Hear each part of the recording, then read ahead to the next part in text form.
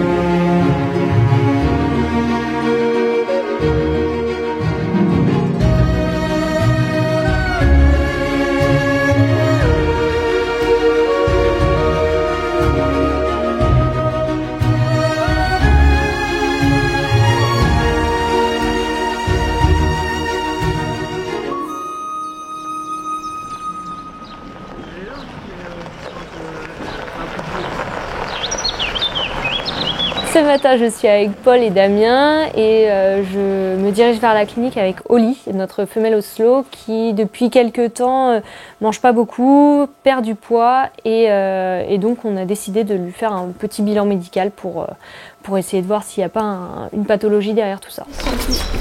On va la peser quand même. On va la repeser.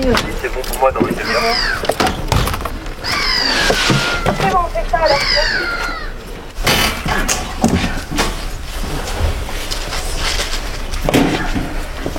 Je demande aux soigneurs de peser Oli dans un premier temps. 50. Parce que c'est déjà arrivé qu'il y ait des différences entre la pesée faite dans le bâtiment, en volontaire avec les animaux, et le poids réel de l'animal endormi. Alors ça peut s'expliquer par les pieds qui sont pas tout à fait bien réglés, une petite instabilité dans la loge, ou même que l'animal a repris du poids, et ça c'est top. Vous m'aviez dit 6. Donc là, quand on pèse Oli, on se rend compte qu'elle a pris quasiment 1 kg entre la dernière pesée et l'intervention d'aujourd'hui. Donc c'est plutôt positif, c'est plutôt rassurant. On la met sur la table, on lui met un masque dans lequel on va envoyer du gaz. C'est d'abord de l'oxygène pour qu'elle s'oxygène bien pendant l'anesthésie, mais aussi du gaz qui va la maintenir endormie pendant toute l'anesthésie. Donc c'est pas un niveau très haut de gaz anesthésiant qu'on va lui faire respirer, parce qu'elle dort déjà plutôt bien, donc voilà, c'est juste pour la maintenir et que nous on soit en sécurité, parce qu'un Oslo qui se réveille, on ne veut pas ça. Ça. Alors aujourd'hui, j'ai 2 super assistants qui sont avec moi, c'est Damien et Paul. Donc Paul a un petit peu plus d'expérience au zoo et donc va être le tuteur de Damien. Donc là aujourd'hui, le fait d'être avec Damien, il débute avec nous depuis quelques mois maintenant, j'essaie de me mettre un petit peu en retrait et de le laisser faire sans même trop le guider, pour que ce soit Margot qui lui donne un petit peu les consignes. Pour qu'il comprenne au fur et à mesure ce qu'il a le droit de faire, ce qu'il peut faire, comment il peut aider au maximum pour mettre Margot dans les bonnes dispositions. Damien, du coup je vais avoir besoin que tu me fasses la compression là où il y a cette main là. Je pense que c'est mieux si tu passes de l'autre côté de la table. Comme ça tu vois, d'une main tu tiens et de l'autre tu fais la compression. Ouais, voilà. Je suis soigneur ici depuis maintenant 1 an et demi. Donc moi sur l'intervention, mon rôle va être de aider Margot à différentes manipulations, comme par exemple écarter les pattes arrière pour qu'elle puisse poser un cathéter. Enfin, je l'assiste beaucoup sur cette intervention. Tu peux lâcher la compression. Bon, ça, faut pas que ça bouge. Tac. Tu peux poser la patte si tu veux. Donc Damien m'aide, il applique bien les gestes en tout cas, et après ils vont être là un petit peu en satellite pour pouvoir m'aider pendant l'intervention. C'est hyper important parce qu'il y a beaucoup de choses à penser, il y a beaucoup de choses à faire et il faut qu'on soit efficace pour que Oli dorme le moins longtemps possible. On a pris la température, on a vu que Oli était à 36,4, donc Margot a décidé de mettre un tapis chauffant que je suis allé chercher à l'arrière de la clinique, pour ensuite la glisser sous Oli. Pendant l'anesthésie, les animaux perdent de la chaleur et ça, il va falloir le contrôler. Et cette perte de chaleur peut être néfaste pour eux, donc voilà, faut pas trop tarder, quoi. Je fais la prise de sang et grâce à ce sang, en fait, on va pouvoir regarder s'il y a des signes d'infection, on va pouvoir regarder s'il y a des signes de souffrance organique, donc par exemple s'il y a un problème au niveau du foie ou des reins. Une partie des analyses sanguines sont faites sur place. On a un analyseur qui nous permet de regarder si les organes vont bien. Pour le reste, par contre, c'est envoyé en laboratoire, donc on aura les résultats dans quelques jours. Au niveau de l'examen général, on a la palpation qui nous permet de voir si par exemple en palpant on sent une grosse masse abdominale qui pourrait laisser penser qu'il y a une tumeur par exemple. Donc ça, au niveau des doigts, ça nous permet d'avoir un peu une image de grosse pathologie abdominale. Les reins ils sont de la même taille. Et avec le stéthoscope, on va écouter, on va ausculter, donc c'est-à-dire écouter ce qu'on entend dans la cavité thoracique. Donc j'écoute à la fois le cœur pour être sûr qu'il n'y a pas de souffle cardiaque. J'écoute les poumons pour voir s'il n'y a pas d'infection, par exemple, respiratoire. Mais là, tout va bien. Et sa patte, on a dit que c'était à droite. Ça marche bien, hein? Elle boite plus du tout, non? Bon, non, pas dernièrement. Ok, on va juste regarder s'il y a de l'arthrose. Margot veut essayer de faire une radio pour essayer de voir s'il n'y a pas d'anomalie au niveau de certains organes qui sont visibles à la radio, et aussi pour faire une radio de contrôle sur une patte qui a été fracturée chez Oli il y a quelques années maintenant. On emmène Oli sur la table, on aide Margot à la positionner, et une fois qu'elle est en bonne position, on sort, on ferme la porte. C'est un examen qui va me permettre déjà de faire une photo de la cavité abdominale pour voir si je ne trouve pas de corps étranger qui la ferait vomir par exemple. Donc là, visiblement, il n'y a rien. Je peux aussi, grâce à la radio, mettre en évidence des petits calculs rénaux ou vésicaux. Donc là, pareil, je vois rien. Alors attention, s'il n'y a rien à la radio, ça ne veut pas dire qu'il n'y a pas. Parce qu'il y a des choses qui n'apparaissent pas à la radio qui sont pourtant là. Donc voilà, et au moins il n'y a pas de ferraille, il n'y a pas de choses comme ça, de ce qu'on dit radiodense.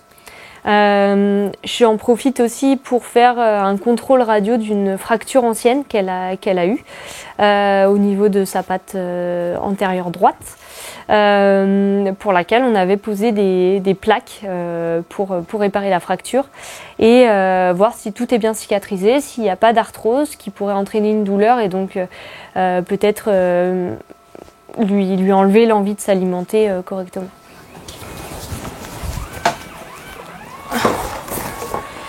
Ok, et donc 2 ans après, la fracture est parfaitement stabilisée, il y a un bocal osseux, il n'y a pas de signe d'arthrose, donc c'est très positif. De toute façon, on ne la voit pas boiter, donc il n'y avait pas de raison qu'il y ait de douleur, mais tout va bien en tout cas au niveau de la fracture. C'était l'occasion de faire un contrôle et c'était bien de le faire. Ouais, tiens ça s'il te plaît. Ok. Une fois que la radio est faite, on la ramène au niveau du plateau technique. L'heating s'est échauffé? Ouais. Ça devrait aller alors. On va leur prendre une petite température alors. Je demande un nouveau contrôle de température parce que entre la perfusion qu'on lui fait passer qui est froide, l'anesthésie et tout ça, elle peut avoir perdu en température et en effet elle est un peu descendue. Je demande tout de suite à Paul de lui mettre une couverture de survie pour bien garder la chaleur. Tu peux comprimer un petit peu. Là, Margot nous dit que l'intervention va toucher à sa fin, donc là, on prend toutes nos précautions, on la met en caisse avec la couverture de survie.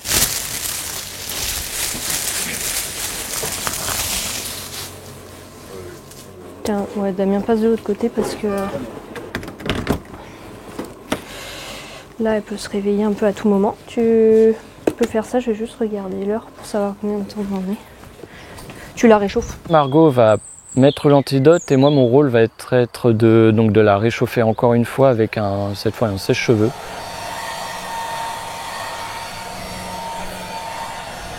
J'en profite pour lui faire 2 injections. Donc je lui fais un traitement pour les douleurs abdominales parce que si elle mange pas, c'est peut-être qu'elle est nauséeuse ou qu'elle a mal au ventre. Donc on lui fait un petit traitement d'antispasmodique tout simplement. Et ensuite je lui fais une piqûre avec l'antidote pour pouvoir la réveiller. Allez.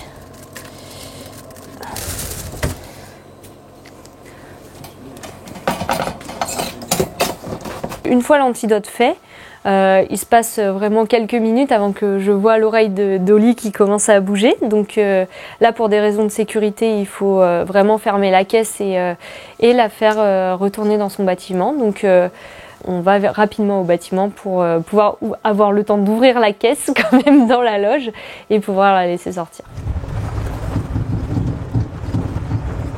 Oli a bien dormi, on a pu faire tout ce qui était nécessaire et le réveil s'est fait vraiment tranquillement. Je prendrai des nouvelles tout à l'heure pour savoir comment elle va.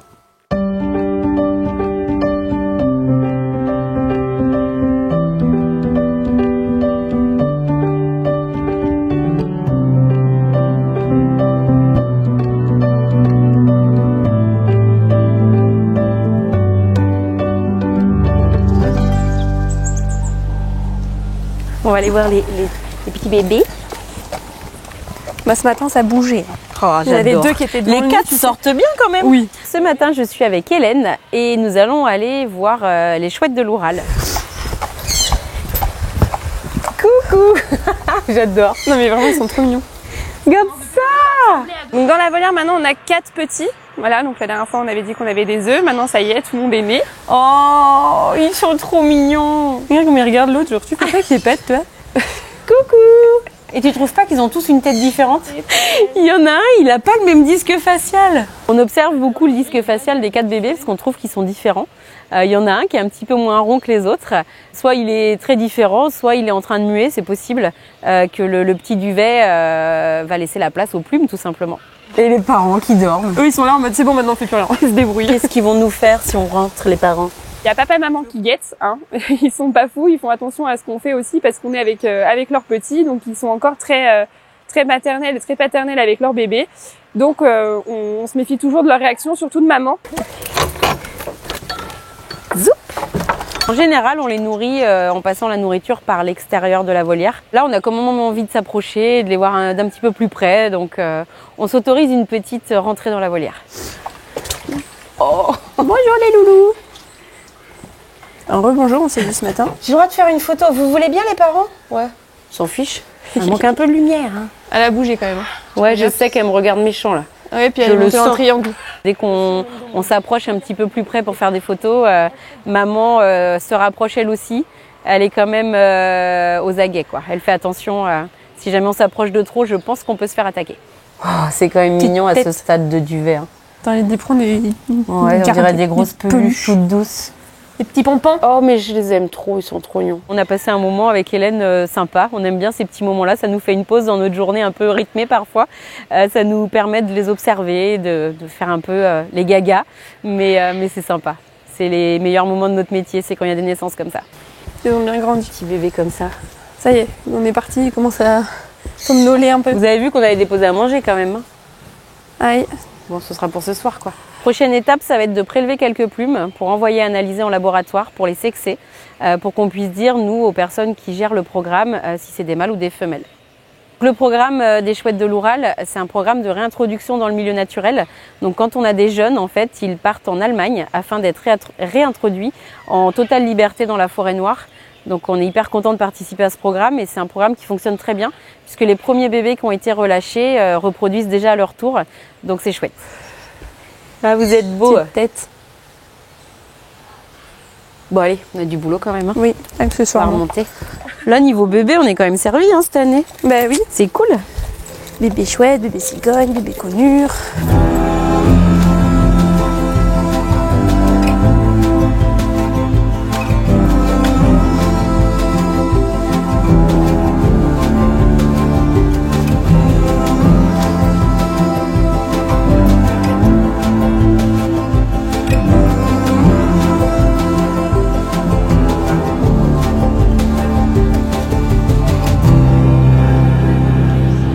Chers visiteurs, vous allez assister dans quelques instants à la présentation des oiseaux en vol libre. Cet après-midi, on est à la Fauconnerie. Je suis avec Camille et Hélène, ainsi que 2 stagiaires, et on se prépare en fait pour la présentation des oiseaux en vol libre.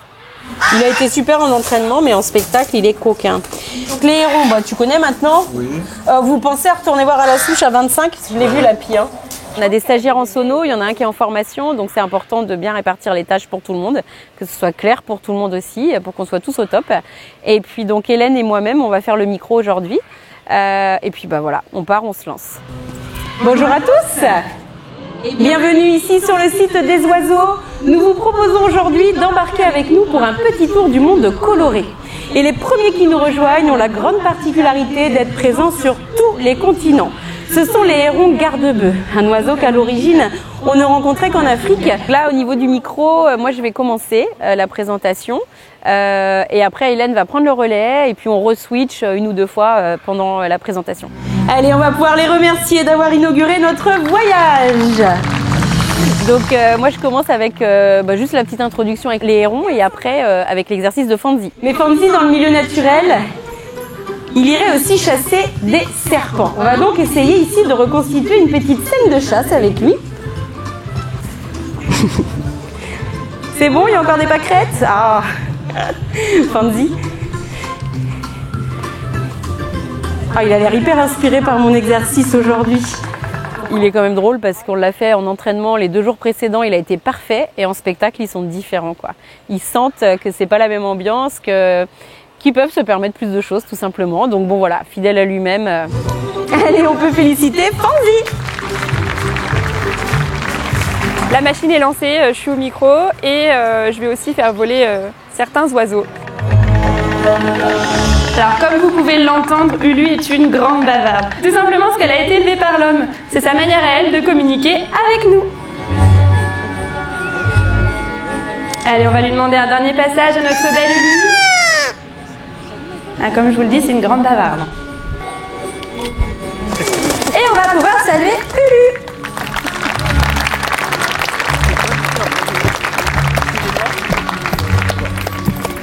Et donc du coup pendant cette animation on a voulu tenter de faire un 2e triangle à notre femelle steppe. Le triangle c'est le volet entre les 3 tourelles.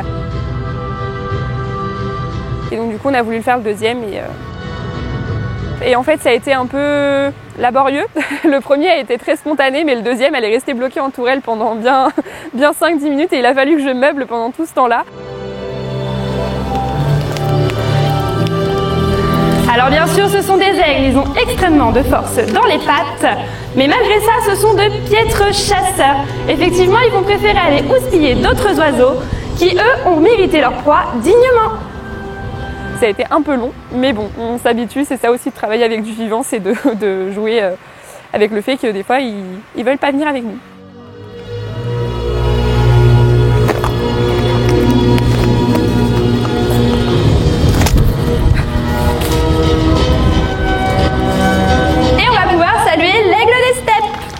Le micro maintenant ça y est, je suis plutôt à l'aise, j'en fais quasiment tous les jours.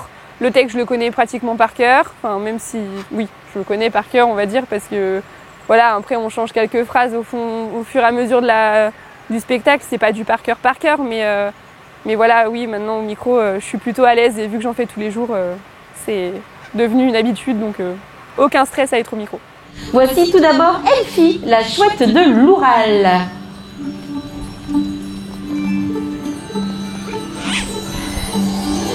C'est le tour d'Elfie, donc la chouette de l'Oural. C'est une des jeunes qui est née chez nous l'année dernière et elle n'est pas partie en Allemagne parce que l'année dernière on a eu 3 femelles, donc on en a envoyé une seule. Une autre est partie pour former un nouveau couple dans un autre zoo et nous on a eu la chance de pouvoir garder Elfie, ce qui est top pour les représentations d'oiseaux parce que du coup ça nous permet justement d'aborder le programme devant les gens et de faire passer un beau message sur la conservation. On est très heureux de vous présenter Elfie car elle est née ici au zoo de la Flèche, dans une volière en contrebas où vous pouvez y observer ses parents, mais également ses frères et sœurs. Tout se passe bien avec Elfie, ouais, elle est très volontaire. Elle connaît bien son petit trajet parce qu'elle a un trajet bien défini. Et on est très heureux de vous annoncer qu'avec cette espèce, nous participons à un programme de réintroduction dans le milieu naturel. Bilan de cette animation très positif, tout s'est bien passé. Donc c'est chouette. Alors migrateurs, ça veut bien sûr dire qu'ils sont avec nous à la belle saison et qu'ils repartent dans les pays chauds quand il fait plus froid chez nous. C'est clair qu'Hélène a bien évolué. On est fiers d'Hélène, elle peut être fière d'elle aussi.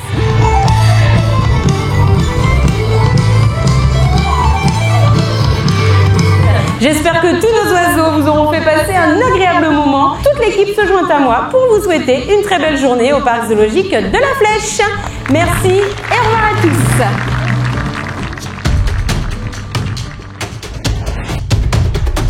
Ce moment qu'on attendait tant, qu'on espérait surtout tant, est arrivé. Sarah y a mis bas le 26 avril de 2 beaux petits chatons.